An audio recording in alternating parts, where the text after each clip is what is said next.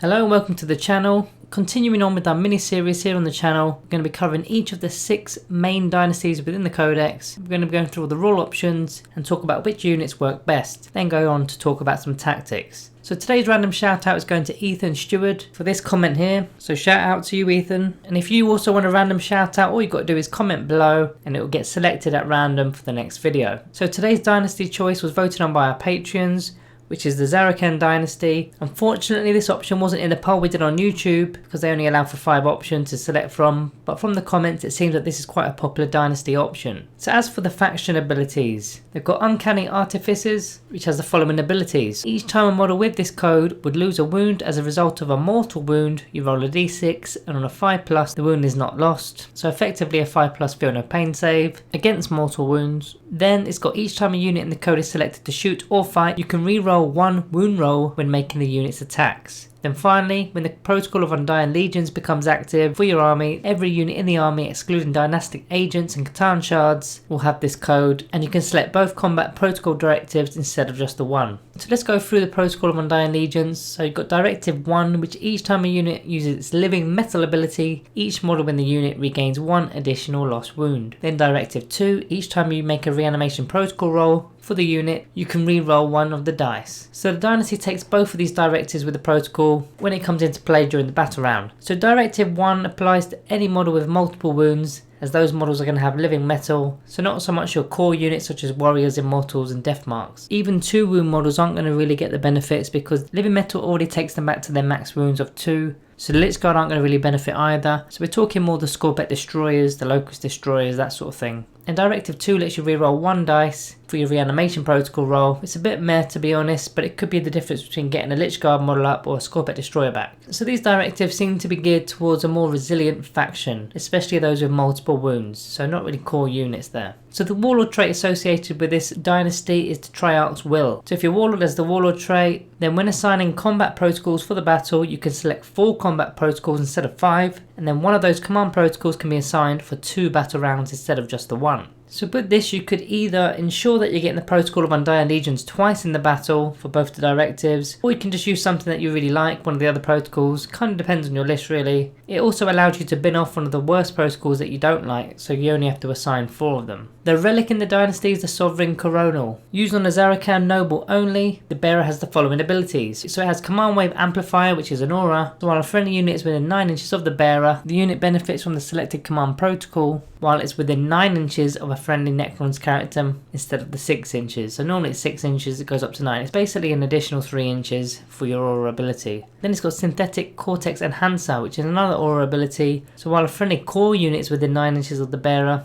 the unit benefits from both directives of the army's command protocols instead of just the one. So as mentioned, the first one's a 3-inch extension. The second one is allowing core units within 9 inches to use both directives every turn. So now at first glance I'm not really in awe of this. I don't really rate the protocols that highly, but if you're able to time them correctly then they can be extremely powerful, especially when you've got both directives on your core units. But as we've already mentioned in the previous section, core units aren't really that huge in the Szarekhan Dynasty, but it does give you a little bit of flexibility to use them. The stratagem in the faction is Empiric Damping. It's 1 CP. Use the stratagem in your opponent's psychic phase, while an enemy psyker attempts to manifest a psychic power within 18 inches of a Szarekhan unit from the army. You roll a d6 and on a 4+, the psychic power is denied. So it's a little bit of rare anti-psychery that we have in the army, and it has a 50% success rate. Now it's only 18-inch range, but it can be used on any unit within your army, so you should be covering the majority of the board there. It's worth noting that this isn't a Deny the Witch test. You'll see why in a bit. So normally we go on to what the best units are for this kind of dynasty. Now this isn't really a shooty dynasty or a melee based dynasty, it's more of an all-round type of dynasty built upon being tough. There is one individual that solely belongs to this dynasty, which is the Silent King.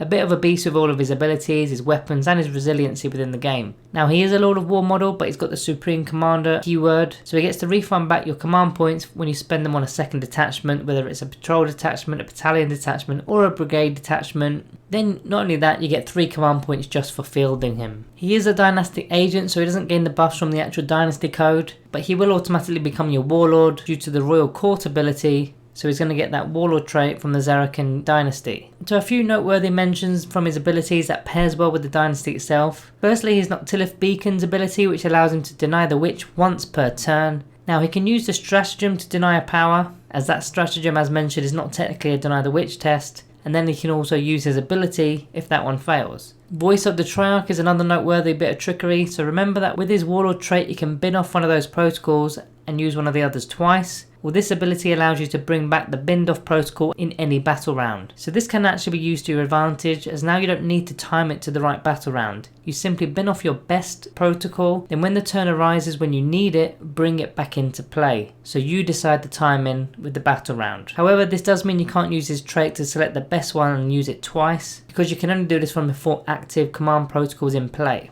So as you may have seen from our Silent King review we did, he's got a lot of synergy with the Triumph Praetorians in particular. Rerolls to the hit rolls at range, rerolls to the wound rolls in melee. Even his My Will Be Done ability works on Praetorians, and he can buff 2 units at once because he's a fair run. So flank him with a couple of Triumph Praetorian units for a bit of crazy sauce. A few commenters pointed out that he's a vehicle, and if you take a Canoptic Spider unit, you can heal D3 wounds per turn with a Fabricator array. And they've also got the Gloom Prism underneath, so that's going to be yet another chance of a Deny the Witch test. So really with those 2 units you've got 2 Deny the Witch chances, providing that they're from different powers, and the stratagem itself for 1 command point as a failsafe. So this can really shut down your opponent's psychic phase. So further add mayhem to the madness, you've got a Technomancer with a Phylacterine Hive, can bring a single spider back, as it's a Canoptic unit. So take a unit of 3 spiders, when one goes bang, use the Arcana, which only costs 20 points to get a 60 point model back, all while the Technomancer uses the control node to help the spider hit on 3s. Get some scarabs to screen everything, auto run off and score you points, while the Silent King just goes up the board and does what he does best, which is slaughter anything that moves. So we already kind of mentioned what the 3 best units in the dynasty are. The Silent King, as he's just amazing. He's got that many abilities, you can't go wrong with him. The Triumph Praetorians, which I don't usually field, but with this dynasty they're pretty awesome. That synergy with the Silent King alone is really good. And then the Canoptic Spiders, just for the fact that they can heal and produce more scarabs to score you points. Then there's an honourable mention for the Technomancer too.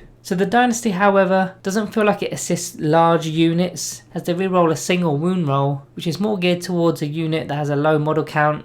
As like I said, you've only got 1 single reroll, so a Doomsday Ark or a Doomstalker could be quite good. A Chronomancer with that Strength 8 range weapon maybe. Locust Destroyers and Heavy Locust Destroyers. Also the Scorpet models too, the Scorpet Lord and the Scorpet Destroyers. But not really built for core units. Your Death Marks, your Immortals and your Warriors in particular, none of them have got Living Metal, so Directive 1 isn't going to do anything for them. And only 1 reroll for the entire unit isn't really going to do much difference. Guys, if you've got any tactics or combos to add to the video, put them in the comments below. The best comment will be getting pinned to the top of the comment section. I really want this mini-series to help the Necron community here on the channel, whether it's learning new tricks or teaching new tricks. We're all Necron players at the end of the day, and we're going to be running this video for all 6 of the dynasties, and we're going to be adding a custom dynasty video at the end with lots of different combinations. So if you like the video, smash the thumbs up, and sub if you are new. Get involved in the comments, don't be shy. Thank you all for watching, and I'll see you in the next one.